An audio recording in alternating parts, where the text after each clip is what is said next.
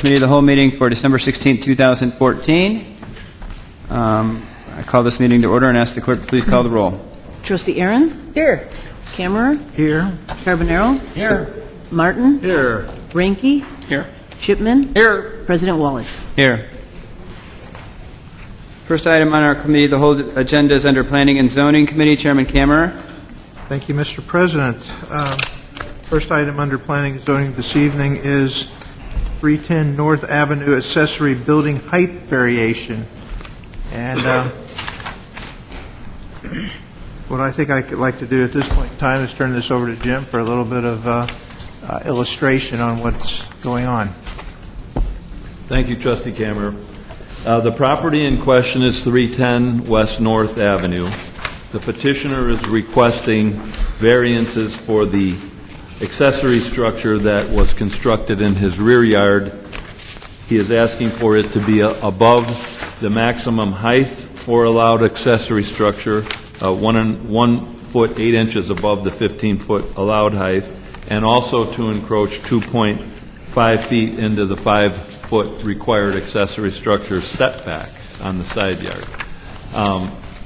The petitioner, as spelled out in the staff report, had, I will just phrase it as some issues with the building permit and the timing on obtaining the building permit.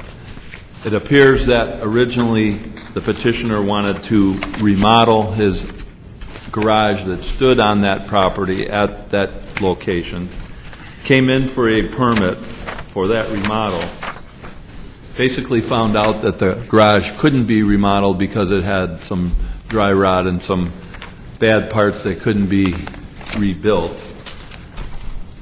Subsequently applied for and poured a concrete patio, which is, and you can see the patio in front of the garage, and he wanted to store his recreational vehicle in the remodeled garage, and obviously with the new garage. The building permit application was actually submitted after the contractor that he hired began work on the garage. Once the permit was approved and all the subcontractors were registered, he went ahead with the project. There was an electrician issue with the contractor somewhat after the original application.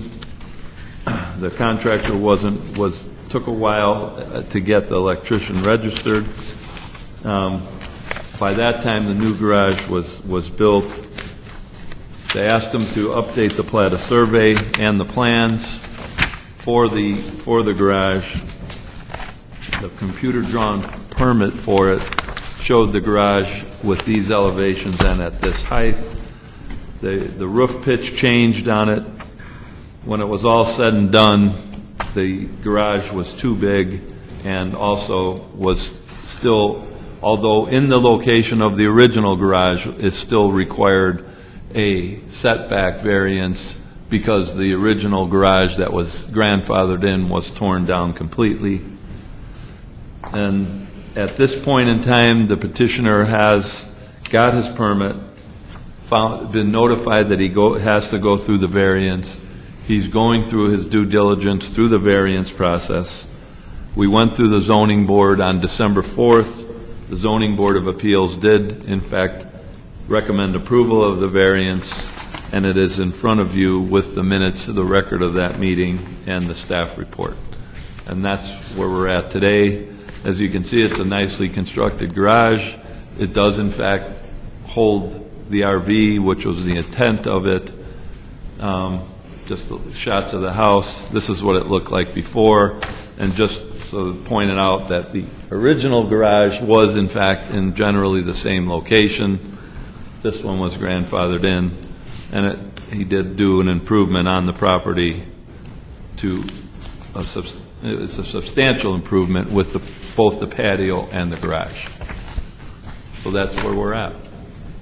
Any questions by the board? Just so I'm clear, the hardship in this case is that the contractor didn't pull permit. I mean, what There exactly is the was hardship? some, that's the short version, yes. That's the short version? Yes. Okay. Took all the money and didn't do all the work. Pretty much. Well, he did the work eventually. It just didn't get the permits in a timely manner. Built this, which was different from what was originally thought was going to be built, so. And the homeowner can answer your questions if you have. He's here. He's bore the brunt of this financially as well as stress going to all the meetings, so. You're not going to turn it into a banquet hall, are you? I'm losing my mind over this whole thing. I see on the ZBA that they asked if there was any concerns from neighbors. Apparently, there were no concerns from the neighbors about extending it or making it bigger, so. No, the only concern is... What's the variance in the height? 2.5 feet? Is that right? Mr. Carrier, can you come up to the podium so that we can get it on the microphone? I ended up having to put doors on the garage at my own cost over and above what I already paid the contractors. They basically have disappeared. In fact, I haven't heard from them for now a full year. They keep making promises that they're going to come back and do this and do that. I've filed reports with the police department. I'll be going to the state attorney's office. I've got a website up. I'm doing everything I can. These are not people that I plan on ever doing or recommend doing any business with. So, yeah, it's not been a very pleasant experience. The whole plan was just move in, fix up a place, not have to do anything for 8 years, sell it at a profit, move. And so... Somewhere else within Bartlett. Huh? Somewhere else within Bartlett. Maybe. All right. I'd say throughout the whole experience, I will say that the Bartlett Police Department, when I went to them to file a report, the officer did come back with some very useful information regarding this company and its owner. So, want to extend, I know the captain's here, you should, follow up on that. The guy did a really good job for me and helped me out, at least that part of it. What, if anything, did the contractors tell you about building permits? They told me they got them. They said that they had everything all sewn up. Right. I had done, they were going to get an architect to do the drawings. I had to go out and pay an architect to do the drawings. I had to go out and get a new Plata survey. Everything the village needed, which they told me they were going to get. In fact, the guy who I was working with said, let me deal with the village. Don't talk to them. So I obviously neglected that advice. Yeah. Certainly, this is a cautionary tale. Yeah, I don't care. When you guys were talking about contractors, I was cringing because the word contractor right now is a 4-letter word in my vocabulary. If I can do the work myself, I will. I just don't. Probably only one other thing you hate worse right now, and that's the Florida State, right? Well, I'm more worried about Alabama right now than I am anything else. But, yeah. They didn't plan on us even being there, so, hey, all things, you never know. Can we ask the lawyer, are we allowed to ask what the bad contractor's name is? Oh, I'll give you that. I'll make it a record. I mean, let's give him some publicity here. You know what I mean? It's if you go to Cardinal Construction Corp.us, their names are plastered on the internet along with their title.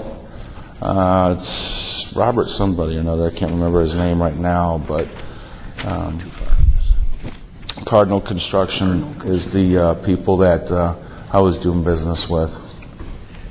I wanted to ask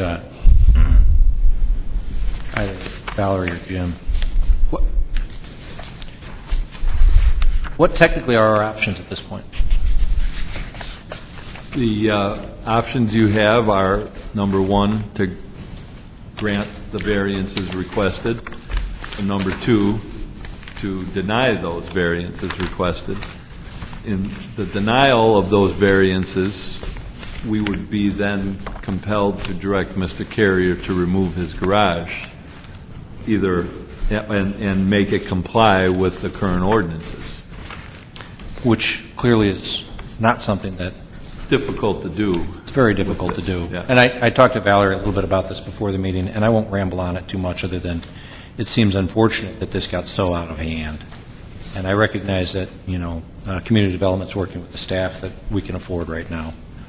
But it's unfortunate this got so far away from us. So. Any other questions for the petitioner or for the staff? Then at this point in time, would we then move it on to the next meeting? Go Buckeyes. Vote? That's where it would go. It would move on to the next meeting for a vote on an ordinance that would be prepared for the variances to vote on. Okay, that's what we'll do. All right. That's all I have. So just so you know the process, the next thing that will happen is at our next meeting, it'll come up for a vote. If there's any more discussion at that point, we'll discuss it, and if not, then we'll vote on it, and then you'll be all finished with us. Yep. That's all I have. Thank you, Chairman Kammer. Next item on our committee meeting is under Finance and Golf, Chairman Ranke. Thank you, Mr. President. The only item we have on tonight's agenda is the auditor renewal. With that, I'll turn this over to Jeff. Okay. Thank you, Trustee Ranke. Our current contract with Sikich LLP, which has been our auditor since 2007, has expired with the completion of this year's audit. Sikich has submitted a 3-year renewal of the audit contract for fiscal years end 2015, 16, and 17. In their proposal, they are proposing a 3% increase in their fees. However, given the length of time the auditing firm has been with the village, staff wanted to give the village board the option of renewing this contract for a 3-year term or directing staff to solicit an RFP to qualified auditing firms that would be able to handle an audit with the complexity and size of our village. So with that, we are looking for direction on whether the board is happy with Sikich or if the board feels the need to go out for an RFP for a new auditor. I don't know that it's necessarily an issue of being happy or not with Sikich. Obviously, they've done a fine job, but they've been our auditors for a while, and it makes a great deal of sense for us to sort of mix it up and to bring in a new set of eyes. I think one of the rules of thumb in municipal finance is that bringing in someone new will look at it differently. Certainly, I think in terms of transparency, it's an important thing to do. Sikich has been a great auditor, but we have periodically changed auditors every, 5 or 7 years, and I think that that speaks to that issue about being able to bring in some new folks to look around. So as much as I think we would like to stay with Sikich, I have to tell you I think it's probably wise to go out for RFP. Are there any downsides to getting these RFPs? I can tell you the downsides. They're not all that. The other one, you may end up paying a little bit more. It'll be a whole lot more staff work, but that's okay. That's what we're supposed to do. You get a new auditor in, and they want to go through everything, from the very beginning, the kind of thing you've been through with your old auditor for several years, so it's easier. But it is in that in-depth re-look at everything and that additional work where the value comes in. So that's probably not really much of a downside. That's doing what it's supposed to do. Is there a good chance that they would come in under, as far as price point, than what Sikich is giving us now?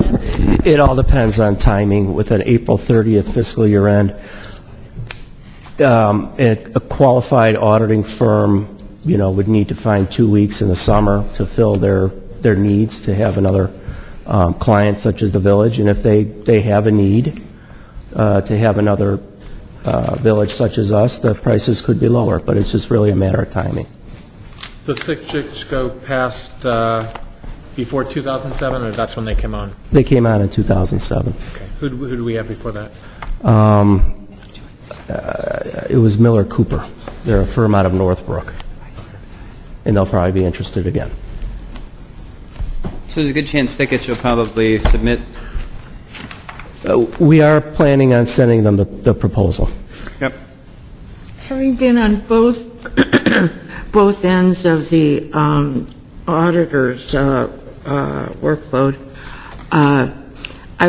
I would strongly recommend at this time that we do go out and get some RFPs for a new auditor. 2007, that's 7 years. After a few years, and there's nothing wrong with it, but the auditors and the staff become very comfortable with each other, and because it is our responsibility to make sure that we have a reliable certified audit, I do strongly think that we should change our auditors at this time. So it sounds like it's the consensus then of the board. I agree. Go out to RFP. Yep. Based on TL's recommendation alone. Yeah. Vince says we'll do it for half price. I know Miller Cooper is very expensive. All right, well, we'll find out who comes back to us. We will do so. Thank you very much. Mr. President, that's all we have for Finance and Golf this evening. Thank you very much, Chairman Ranke. That concludes the Committee of the Whole meeting. I entertain a motion to adjourn. Second. Moved by Trustee Pittman, seconded by Trustee Cameron. Will the clerk please call the roll? Trustee Aaron's? Aaron? Trustee Aaron's? Don't turn on. Camera? Yes. Carbonaro? Yes. Martin? Ho, ho, ho, yes. Ranky? Yes. Shipman? Yes.